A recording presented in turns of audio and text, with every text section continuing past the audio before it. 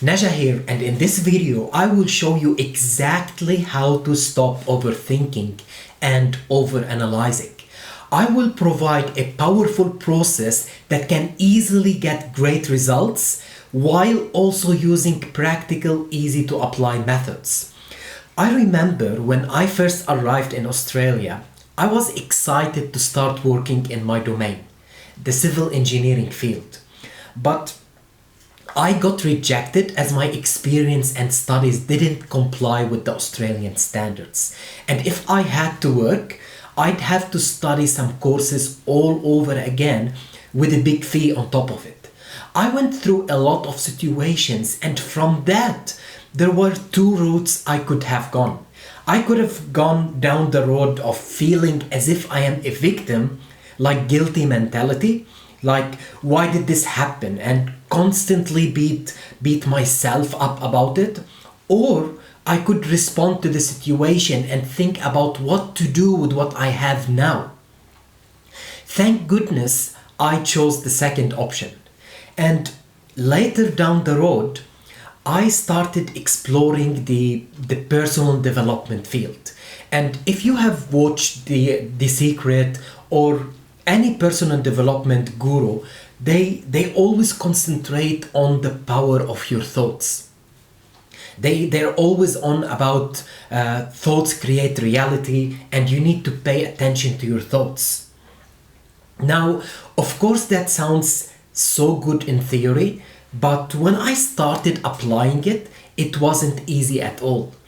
Whenever a bad situation or a negative thought used to come to my mind, I used to try to fight it or ignore it or even try to replace it with a positive thought immediately.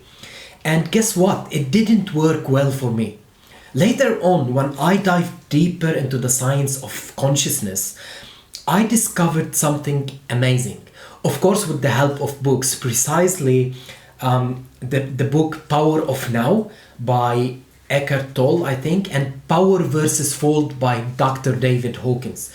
I discovered there were two simple steps, but very powerful. And these steps will help you to stop overthinking and overanalyzing. The first one is to observe your thoughts and let them go instead of trying to fight them or replace them or even ignore them. Just observe. Look at them as if you are sitting in the park.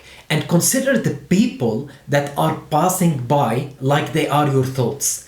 Just observe them with no judgment and no interaction.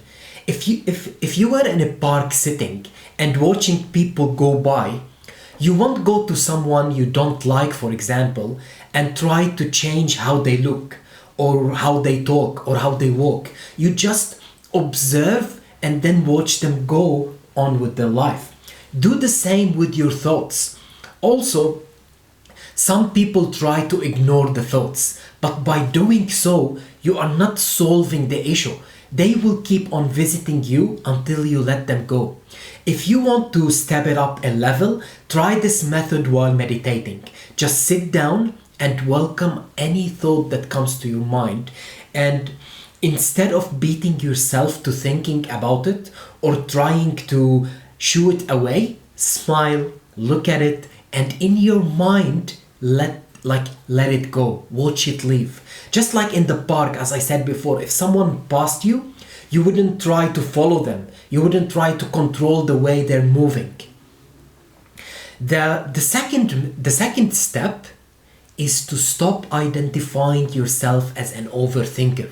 Many people I meet are always putting labels on themselves, and they don't know that by putting labels on yourself, you are affirming and you are creating more of it. And then you go like, this is just who I am.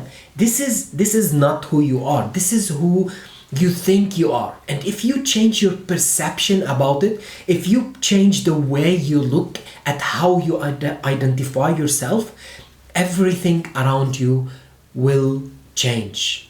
So try to embody a new image of yourself that is not an overthinker. Maybe someone who takes life just how it comes. Someone with a positive attitude. You will start to see how this method works. These two steps are so powerful when properly applied.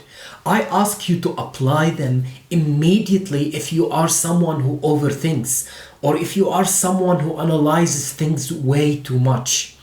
So, just a quick recap: observe your negative thoughts, let them go, and stop identifying yourself as a person who is an overthinker.